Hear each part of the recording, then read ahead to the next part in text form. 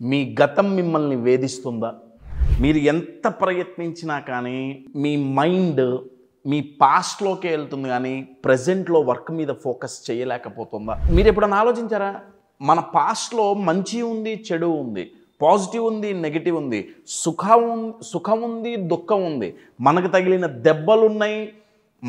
మనకు ఉపయోగపడ్డవి ఎన్నో ఉన్నాయి. మనకు లభించిన ఆపర్చునిటీస్ కూడా ఉన్నాయి. మనం పడిపోయిన రోజులున్నాయి, ఎదిగిన రోజులున్నాయి. సింపుల్గా చెప్పాలంటే పెయిన్ ఉంది మన పాస్ట్లో, ప్లెజర్ కూడా ఉంది. కానీ మీకు ఎప్పుడైనా అనిపించిందా? మీరు గమనిస్తే యూజువల్గా మన మైండ్ పాస్ట్లో ఉన్న పెయిన్ని ఎక్కువ గుర్తు తెచ్చుకుంటుంది కానీ ప్లెజర్ని గుర్తు తెచ్చుకోదు కదా. గమనించారు కదా మై డియర్ ఫ్రెండ్స్, 100లో దగ్గర 40-45% మంది పాస్ట్లోనే బతుకుతున్నారు కాదండి. ఇప్పుడు 10 రోజుల క్రితం చేసిన భోజనం ఇవాళ తింటాము మనం, నిన్న వండింది ఇవాళ తినాం కదా. అటువంటిది కొన్ని నెలల క్రితం, కొన్ని సంవత్సరాల క్రితం జరిగిన ఇన్సిడెంట్, ఏదో ఒక్క ఇన్సిడెంట్, దాన్ని ట్రామా అంటారు, అది మైండ్లో ఉండిపోయి, అది భయం రిలేటెడ్ అయితే భయం కలుగుతుంటుంది, బాధ రిలేటెడ్ అయితే బాధ కలుగుతుంటుంది, లేకపోతే ఎక్కడో మోసపోయి ఉంటే మన కోపం వస్తుంటుంది. దీనివల్ల ప్రజెంట్ లైఫ్ని చాలామంది కోల్పోతున్నారు. మై డియర్ ఫ్రెండ్స్, దీని నుంచి బయటపడాల్సిందే. అయితే బయటపడాలి అంటే మోటివేషన్ ఉంటే సరిపోదు. మోటివేషన్ ఉంటే సరిపోదండి, సైన్స్ తెలియాలి. బాగా గుర్తుపెట్టుకోండి, మోటివేషన్ ప్రతిసారి వర్కౌట్ అవ్వదు. మనకి ఇప్పుడు మీ మొబైల్ పాడైపోతే మోటివేట్ చేస్తారా, రిపేర్ చేస్తారా అండి? రిపేరే చేస్తాం కదా. సిమిలర్లీ మనకేమన్నా ఇబ్బంది వస్తే, మానసికంగా మనకి ఇబ్బంది వస్తే, కోచింగ్ అంటే అర్థం ఏంటయ్యా అంటే మోటివేట్ చేయటం కాదు. కమాన్ నీ వల్ల అవుతుంది చెయ్యి, అది కోచింగ్ కాదండి. కోచింగ్ అంటే, లైఫ్ కోచింగ్ అంటే అర్థం ఏంటయ్యా అంటే దానికి సంబంధించిన సైంటిఫిక్ స్ట్రాటజీస్ అందించగలగటం, అది లైఫ్ కోచింగ్ అంటే. అదే ఈ వీడియోలో పాస్ట్ నుంచి బయటపడాలంటే ఏ స్ట్రాటజీస్ ఉపయోగించాలి, సైంటిఫిక్ అనేవి మనం నేర్చుకుందాం.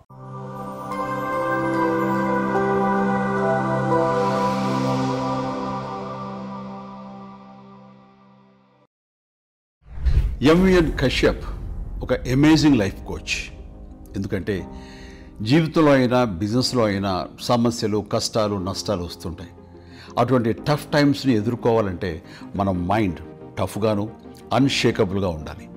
ఎంవిఎన్ కశ్యప్ కండక్ట్ చేసే వర్క్షాప్స్ బీ అన్షేకబుల్ కానివ్వండి, లేదా ఎమోషనల్ మాస్టరీ కానివ్వండి, ఇటువంటి ప్రోగ్రామ్స్ మనల్ని మానసికంగా దృఢంగా చేసి తద్వారా మన ఎదుగుదలకు దోహదపడుతున్నందుకు నాకు చాలా ఆనందంగా ఉంది. ఇటువంటి ప్రోగ్రామ్స్ మీరు మరిన్ని చేయాలని కోరుకుంటూ, wishing you all the very best Kashyap. Good luck. కంటెంట్లోకి వెళ్ళే ముందు అప్కమింగ్ ప్రోగ్రామ్స్లో రాబోతున్న అద్భుతమైన programme emotional mastery. My dear friends, ఎవరైతే వాళ్ళ మైండ్ని, వాళ్ళ ఇమోషన్స్ని కంట్రోల్ చేయగలుగుతారో వాళ్ళు వాళ్ళ లైఫ్ని కంట్రోల్ చేయగలగచ్చు, వాళ్ళ బిజినెస్ని కంట్రోల్ చేయగలగచ్చు. మై డియర్ ఫ్రెండ్స్, వాళ్ళు వాళ్ళ జీవితంలో అయినా సరే, బిజినెస్లో అయినా సరే గ్రోత్ని శాసించవచ్చు. ఇమోషన్స్ గనక కంట్రోల్లో ఉంటే. అది నేర్పించడానికే ఇమోషనల్ మాస్టరీ. మన ఇమోషన్స్ని, మన మైండ్ని మనం ఎలా మాస్టర్ చేయాలి, అగైన్ సైంటిఫిక్ స్ట్రాటజీస్ నేర్పించడం జరుగుతుంది. 1 కాదు, 2 కాదు, 10 రోజుల ప్రోగ్రామ్.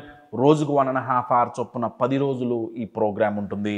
ఎవరైతే ఈ ప్రోగ్రామ్కి రిజిస్టర్ చేసుకుంటారో వాళ్ళకి ఇలా ఒక కిట్ మీ ఇంటికి వస్తుందండి.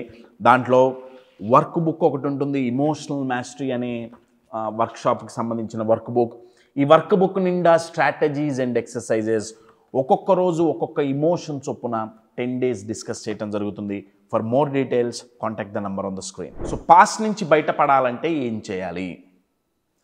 ఫస్ట్ థింగ్ ఏంటంటే దీని వెనకాల సైన్స్ అర్థం కావాలి. సైన్స్ ఏంటంటే మన బ్రెయిన్ డిజైన్ ఎలా చేయబడిందంటే ఓన్లీ పెయిన్ మీదే ఎక్కువ ఫోకస్ చేసేటట్టు డిజైన్ చేయబడింది. ఎందుకంటే మనం సంతోషంగా ఉండడానికి మన బ్రెయిన్ డిజైన్ చేయబడలా, లేకపోతే మనం చాలా పాజిటివ్గా ఉండడానికి మన బ్రెయిన్ డిజైన్ చేయబడలా.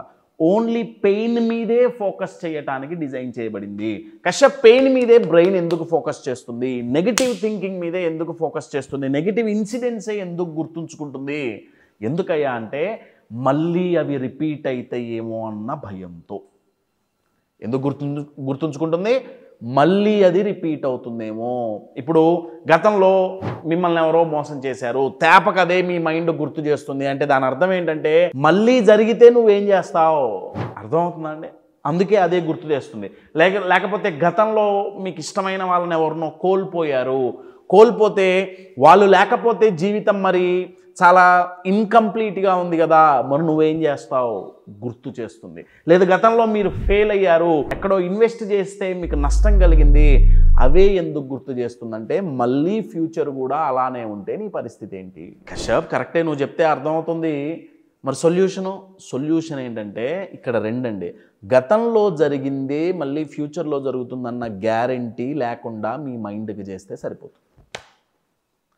అంటే గతంలో మనం ఏ తప్పులు చేయటం వల్ల, ఎలా ఆలోచించటం వల్ల మనకి దెబ్బ పడింది గతంలో, అది కనుక్కొని మళ్ళీ నేను అలా ఆలోచించను, ఇలా ఆలోచిస్తున్నాను ఇప్పుడు చూడు అని మీ మైండ్కి చూపిస్తే my dear friends, believe me అది మిమ్మల్ని గతంలోకి తీసుకోపోదు. సో నెంబర్ 1, అయ్యో జరిగిందే అని కోప్పట్టమో, బాధపడటమో, భయపడటమో కాదండి. మళ్ళీ ఇది జరిగితే మీరు ఎలా హ్యాండిల్ చేస్తారు, ఫస్ట్ జరగకుండా ఎలా ఆపుతారు, ఒకవేళ జరిగితే మీరు ఎలా హ్యాండిల్ చేస్తారు, బెటర్గా ఎలా హ్యాండిల్ చేస్తారో 1కి 10 సార్లు మీ మైండ్కి చూపియండి. అప్పుడు మీ మైండ్ దాని జోలికి పోదు. నెంబర్ 1. నెంబర్ 2, ఇంకా బెస్ట్ వే ఏంటయ్యా అంటే, ఇప్పుడు మీ మైండ్ గతంలోకి పోయి స్కాన్ చేస్తుంది. స్కాన్ చేసినప్పుడు ఎక్కడెక్కడైతే పెయిన్ఫుల్ ఇన్సిడెంట్స్ ఉంటాయో దాన్ని హైలైట్ చేసి మనకి గుర్తు చేస్తుంటుంది. నా క్వశ్చన్ ఏంటంటే, అది పెయిన్ఫుల్ కాదు అని మనం మైండ్లో పెట్టేసామనుకోండి. మీ మైండ్ గతంలోకి వెళ్ళింది, స్కాన్ చేస్తుంది, pain pain pain pain pain అని స్కాన్ చేస్తుంది. నా అక్కడ కనబడట్లా, పెయిన్ అని లేదు, ప్లెజర్ అని ఉంది. మై డియర్ ఫ్రెండ్స్, వాళ్ళు దాన్ని పట్టించుకోదు. అలా నిర్వచించటం రాగలగాలండి. దాన్ని సైకాలజీలో ఆర్ న్యూరో సైన్స్లో రీఫ్రేమింగ్ అంటారు. ఇమోషన్స్ని మాస్టర్ చేయాలి అంటే ఆ రీఫ్రేమింగ్ అనేది తెలవాలండి. చాలా చాలా ఇంపార్టెంట్. సో నెంబర్ 1, మళ్ళీ రిపీట్ అవ్వకుండా మనం ఏం జాగ్రత్తలు తీసుకుంటున్నాం, ఒకవేళ రిపీట్ అయితే ఏం చేస్తాం అనేది మన మైండ్కి చూపించాలి. ఇంకోటి, గతాన్ని పాజిటివ్గా నిర్వచించాలి. అప్పుడు గతంలోకి మైండ్ పోదు. అయితే ఇప్పుడు గతంలోకి పోయి మైండ్ టైం స్పెండ్ చేస్తుంది కదా, మరి ఆ టైం ఏంటి, ఆ టైం ఇప్పుడు మిగిలిపోతుంది గతంలోకి పోకుండా ఉంటే. మరి ఆ టైంని మైండ్ని ఎక్కడ ఎంగేజ్ చేయాలి, ఫ్యూచర్లో ఎంగేజ్ చేయాలి. ఫ్యూచర్లో ఎంగేజ్ చేయటం అంటే ఏంటంటే, ఇప్పుడు ఒక ఊబిలో ఒక వ్యక్తి కూరుకుపోయాడు అనుకోండి, ఒక గుంటలో పడిపోయాడు, ఒక ఊబిలో పడిపోయారు. వాళ్ళంతటా వాళ్ళు లేవలేకపోతే బయట నుంచి ఒక తాడో ఏదో వేసి లాగుతాం కదా. అలానే మనంతటా మనం గతంలో నుంచి బయటపడలేకపోతే మనల్ని లాగగల ఒక అద్భుతమైన సోర్స్ ఏంటయా అంటే మన గోల్స్ అండి. మీ ఫ్యూచర్ గోల్స్ ఏంటి? ఆ గోల్స్ అంటే ఏదో చిన్న చితక గోల్ కాదండి, మనల్ని భయపెట్టే గోల్ అయి ఉండాలి, మనల్ని వెక్కిరించే గోల్ అయి ఉండాలి. ఆ గోల్ ఒక పెద్ద పర్పస్ డ్రివెన్ గోల్ అయి ఉండాలి.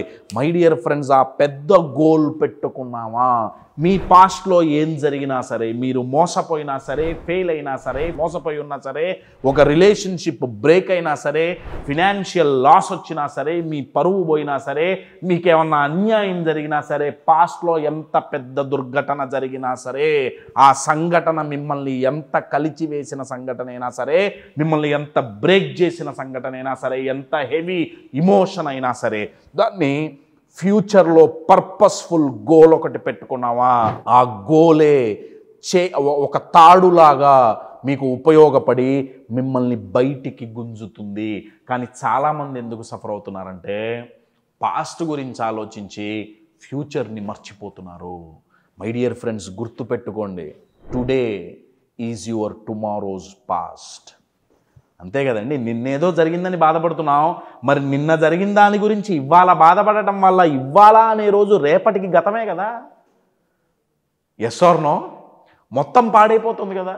బాగా గుర్తుపెట్టుకోండి, మీ గతం జైలు లాంటిది కాదు, మీ గతం ఒక క్లాస్ రూమ్ లాంటిది.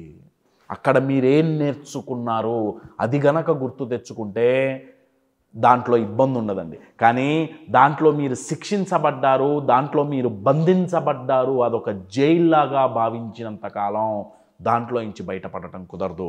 My dear friends, define your past positively, productively and future related ఒక అద్భుతమైన పర్పస్ డ్రివెన్ గోల్ పెట్టుకోండి. అది మిమ్మల్ని బయటికి గుంజుతుంది. My dear friends, control your mind, control your emotions, control your life.